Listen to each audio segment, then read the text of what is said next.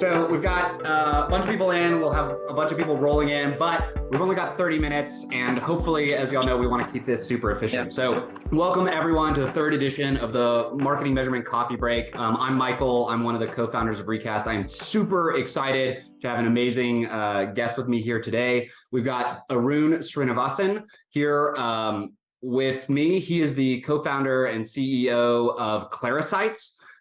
They are a tool that helps marketers collect data and sort of analyze it, have an operations center for all of their marketing data. He has a ton of experience working with brands on how to handle data, what marketing data analytics should people be doing. Very excited to have a conversation with him today. We're going to jump in, have a good conversation. What we really want is for everyone on the call to be able to participate. So I've got a bunch of questions prepared for Arun, but as you have questions, thoughts, ideas, please chime in the chat and we will just really make this hopefully a really fun conversation. So with that, I am going to dive in. Well, gotta find my question page here and start asking questions. All right, so Arun, kick it off. What are the biggest mistakes that you see marketing teams make generally when it comes to dealing with their data? That's one of the things that we've been lucky to have a ringside view of some of the most sophisticated marketing teams and had the luck of actually building product with them. Now, I think this is somewhat unique to very large teams where you tend to get to a very siloed view of channels. Like if you have a team that's only looking at paid social, they're only looking at paid social on a daily basis. They're not looking at what's working on other channels. They don't have an understanding of, how our conversion rates holding up on other products. And that you end up in a local maxima where you're just trying to optimize a couple of channels. You don't quite see the complementary data sets. And I see the other side to it, which is basically that each channel has its own nuances, the way, the kind of optimization levers are different, but there is also so much of complementary data that you could be using. And the way we've seen this is when companies look at marketing teams, when we see the reporting, it's usually extremely siloed with very little visibility to other channels, etc. That I think would be one of the biggest. That's a really interesting insight. And definitely, I think a thing that we see across all of data analytics where, individual teams are sort of laser focused on their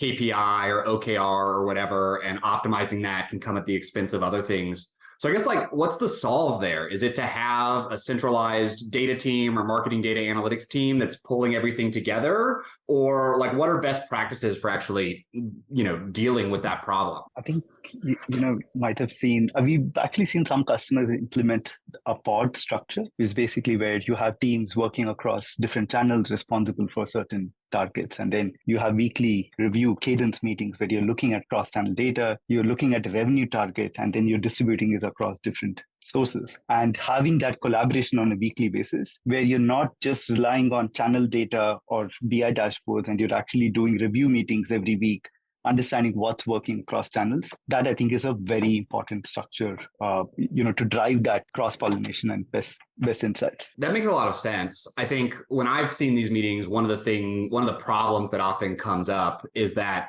there's a ton of different data sources, right? It's if you look at the Facebook in platform, things look great. If you look at last touch, it doesn't look so good. If you look at first touch, it looks great.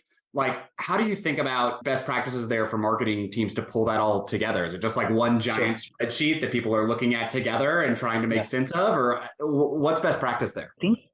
I think that's something that you're looking at beyond just the marketing team. You're also looking at the data team. The way I see this is the best marketing team and data teams is where data teams is building the scaffolding. And when I talk about scaffolding, I'm talking about measurement, tracking, etc. The data teams are focused on building that level of structure so that you don't have this exact problem that you mentioned where each channel is just optimizing adjust to their own, whatever numbers are making sense. Now, and that I think is very important. That should not be done by the marketing teams on their own, figuring out the efficacy of their channels, etc. That should be done as a famous separation of the church and the state. You want to be able to kind of separate that out with the data team is building that scaffolding there. But I do think there is value in the upper funnel metrics, right? Now you're looking at upper funnel metrics like click-through rate, view-through rate, bounce rate, etc. And the best analogy I can share for this is when you're building OKRs, you are optimizing for both input metrics and output metrics. The output metrics, the area of truth can be your revenue metric, which is centrally governed. But you still need to look at upper funnel data, look at what's working, how is the conversion rate going across channel,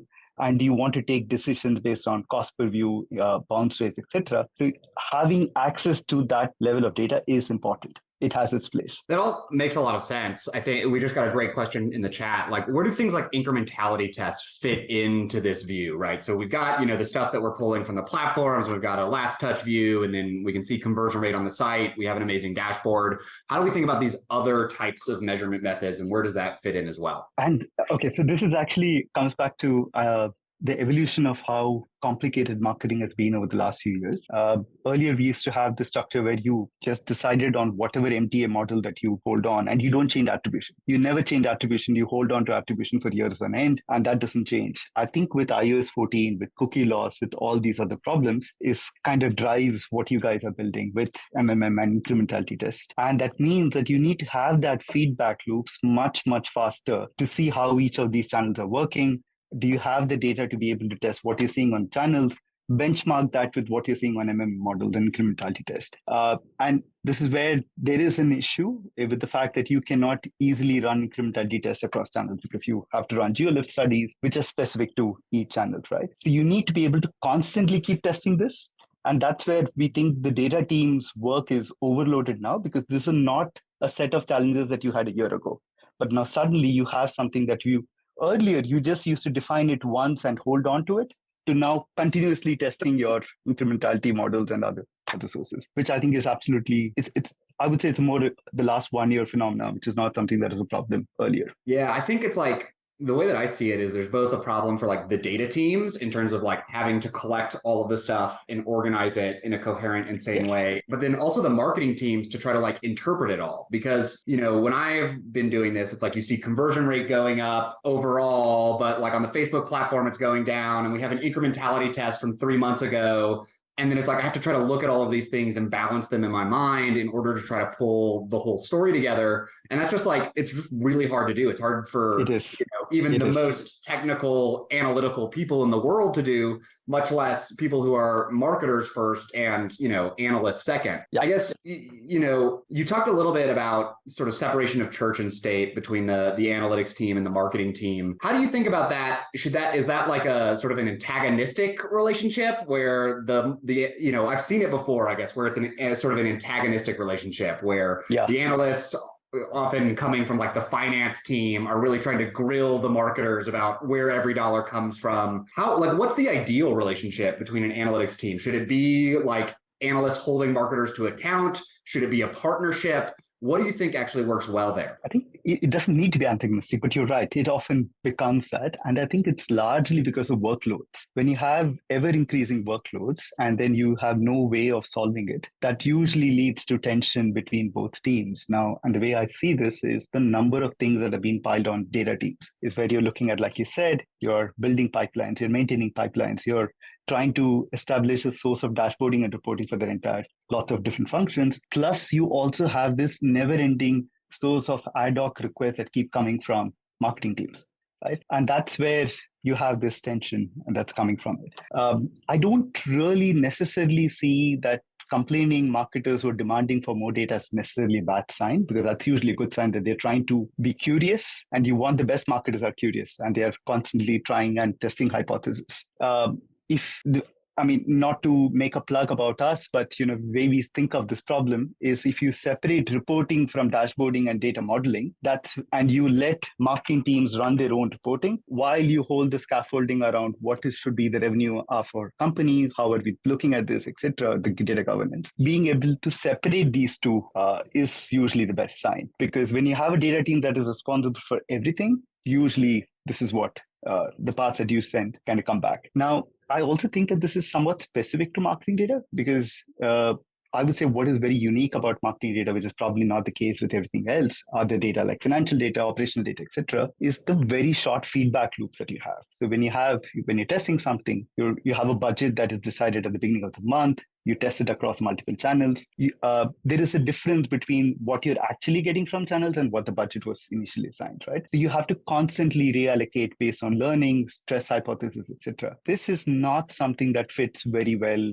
if you have a structure where you constantly have to go to the data team to get answers. And that's I think is where leads to this tension. Really interesting insights. We've got a bunch of interesting questions on the chat. I want to turn to one, which is sort of along this idea of like, the evolution of data maturity for a marketing team. What do you see as the right way for a marketing team to go from like just looking at platform reporting to adding on MTA, to adding on lift tests, to adding on MMM? Like, how do you think about the growth of a marketing team in terms of maturity, and when is the right time to add on these different data points and measurement methods? That's a great one, because I think when you're looking at the number of variables that you're juggling right now, I think that's largely dependent on, let's say you're a single product company and you're just running on one channel. You don't really need to do too much to figure out test efficacy, etc., because there is no problem of attribution at this stage. It's a single product. There are not too many touch points. You can kind of see it. The minute you have multiple product lines, multiple channels, and then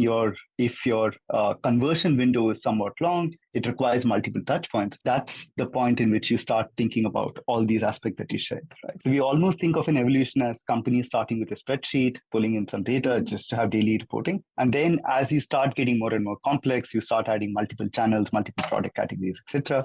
That's when you move to a data warehouse structure, a centralized data team, building a lot of stuff around it. And at a certain stage, this structure starts limiting you because you're constantly growing. Your targets keep changing quarter on quarter. Reporting is not, or dashboarding is not a one-time build solution. It's a constant maintenance problem. And that's where the spreadsheets start coming back, where teams start going back and saying that we don't want to wait for 2 weeks to get answers. And they'll get back to this. So depending on the stage, usually you would see spreadsheets always in the mix. And we don't necessarily think that spreadsheets is a sign of marketing teams not being data savvy or data efficient. We usually think it's actually the opposite. Makes a lot of sense. I'm curious, most companies, at least that have been started in the last 10 years, will have a data warehouse that has their data, that's at least the marketing data that's easy to collect, right? Yeah. So from sources like the Facebook API or the Snapchat API or whatever, like all of these digital channels that make it really easy to collect data.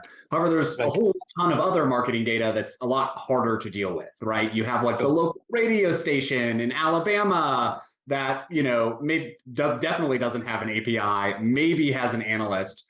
You have your agency, right, that might be at different levels of maturity that you need to collect data from. How do you advise marketing teams to deal with this problem where we have some sources that's very easy to get data and then a bunch of sources that is a real pain?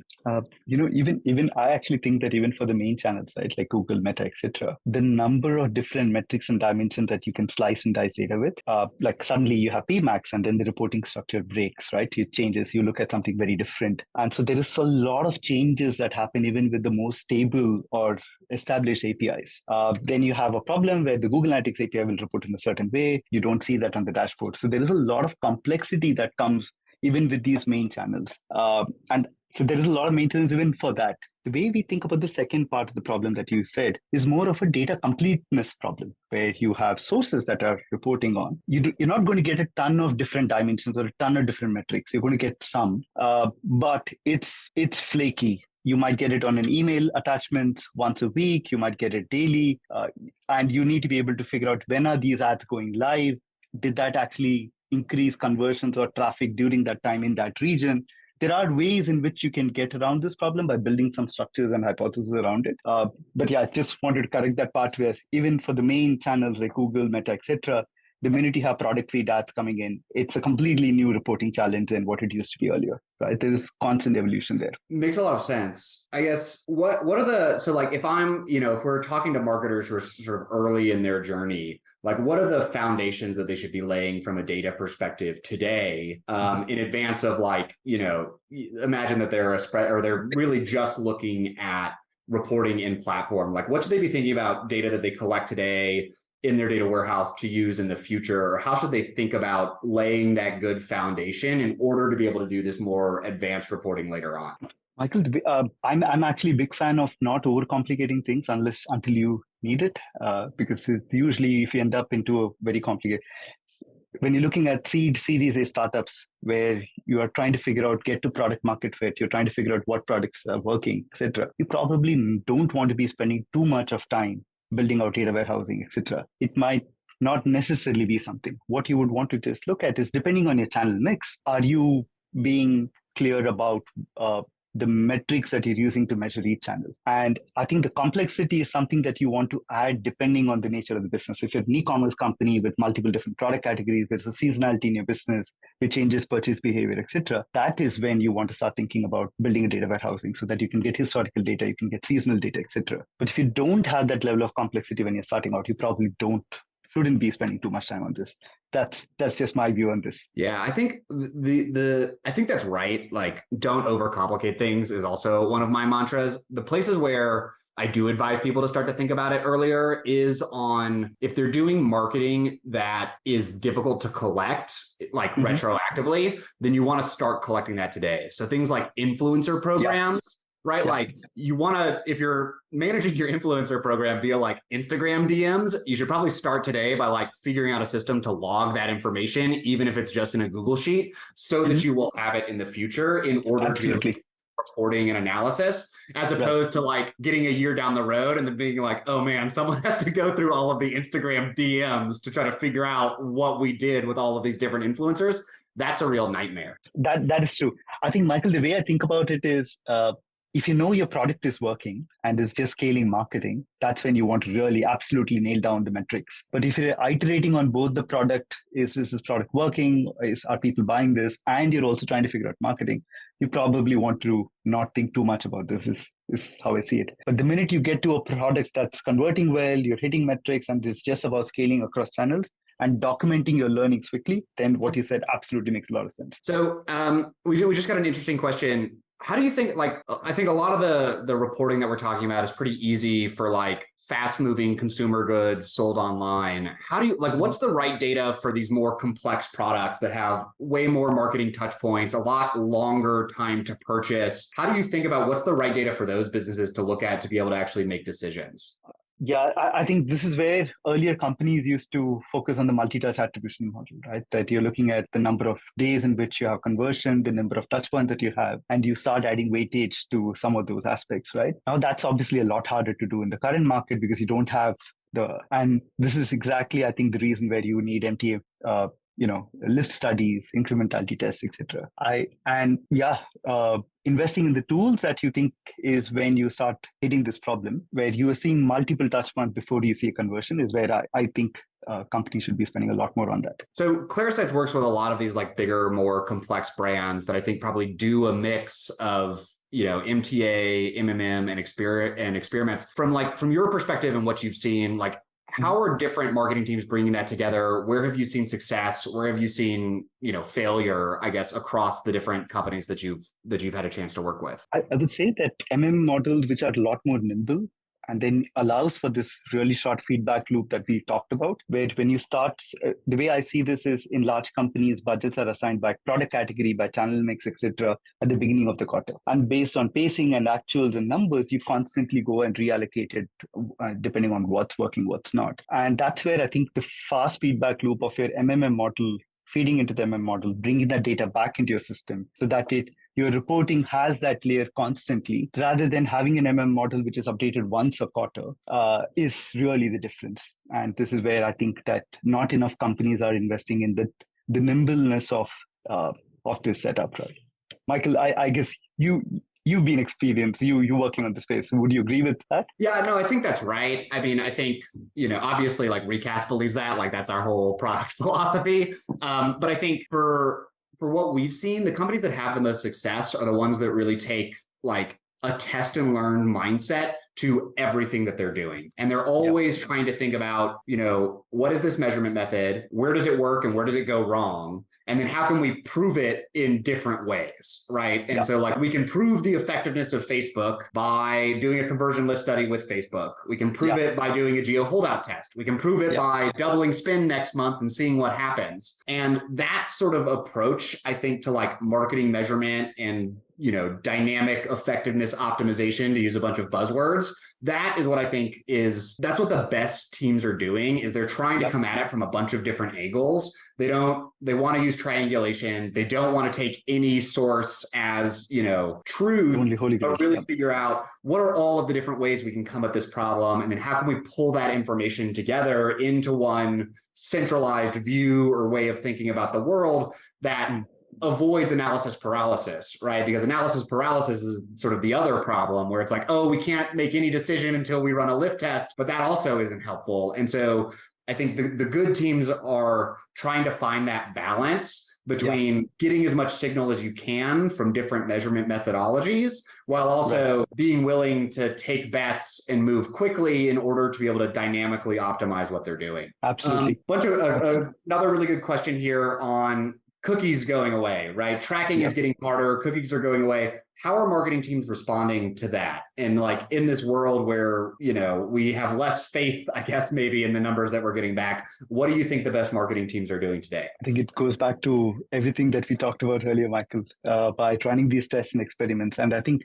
just go back to leaning into what you said, right? I was recently talking to one of the early product managers of Optimizely and about A/B testing, right? They were the first to come up with this. And there's something that they shared, which was interesting. He said the best teams that look at who ran A/B testing really well were ones who had an hypothesis and wanted to test it. And you're not just testing for the sake of testing, but you come up with a hypothesis and you test it with the platform. And that's where they had the most success. And I think that a lot of that is true for marketing, performance marketing, etc. That you should be building hypotheses. You should be thinking about, and I think my biggest attraction to performance marketing, digital marketing, which kind of goes back to a long time, is that it's really cheap, really fast for you to test out your hypothesis, right? You can run a campaign. You could have your opinions on what works. You don't need to be stuck in the analysis paralysis mode. You can test it, and you can test it for fairly cheap as long as you get statistically significant data to take a call. And the best marketers are curious ones. And then if you're curious, you'd be constantly testing this. Great. I love it. Sorry, I'm picking my next question here. Okay, what are the most critical pieces of data for marketing teams to be looking at and focusing on? How would you, or maybe talk me through, what would you think of, if you're a marketing team going into this weekly meeting that you were describing, where do you start the meeting and sort of what are the data points that you go through as you're evaluating what's working and what's not? Sure, but I would start with the targets, right? So what are the targets that have been assigned? What is the assigned per channel. And when you start with that, you're assuming a certain conversion rate. You're assuming a certain number of clicks, visits, revenue, etc. And then you have to report on these numbers constantly to see what's working, which of this metric is working better in channel 1 versus channel 2. Are you seeing a pattern in this behavior? Are you seeing certain product categories converting better than others? And the other unfortunate part about digital and performance marketing is the opportunity cost is very, very high. So if you hold off, if your decision making is slow, if you take too long to analyze data, you're going to lose that traffic. You're not going to get the traffic back. So you have that window of opportunity and a really fast reaction cycle. So being able to pick up on these nuances and learnings quickly is super important. And the teams that have this weekly cadence where you're talking to each other, talking to different teams, you're looking at the kind of creatives that are working per channel. You're also analyzing to see if there is any offers or promotions that are working better than not. Which of this can actually be replicated? Which of these are just once in a time event? And what can you use to bake off those decisions? These are all things that good marketers look at constantly. I love it. That's a great answer. All right, we've only got 2 minutes left, so I'm going to switch to wrap-up mode right now. So first of all, Arun, thank you so much. This was a wonderful conversation. Arun is the CEO of Clarisights. You can go check out their website. Really, really cool marketing data product. Also, please follow Arun on LinkedIn if you want to sort of stay in touch with him and get his thoughts on all things marketing data related. And then additionally, there were a bunch of questions in the chat about MMM and lift test and MTA. For everyone who's asking those questions, our next coffee chat is going to be with the CEO of House.io. They're a lift test incrementality testing platform. We're going to get really into the weeds on MMM, lift tests, how those things work together. So please sign up for that next coffee break. Thank you everyone so much for making the time to hang out with us today. Really, really appreciate the time. We will send a follow-up email with some links and some more information. And then over the next couple of weeks and months, I will be publishing on my LinkedIn answers to all of the questions that we didn't get to today. So thank you all so much. Thank you, Arun. Really appreciate the time. Really fun conversation. Have a great rest of your day, everyone, and have a great weekend.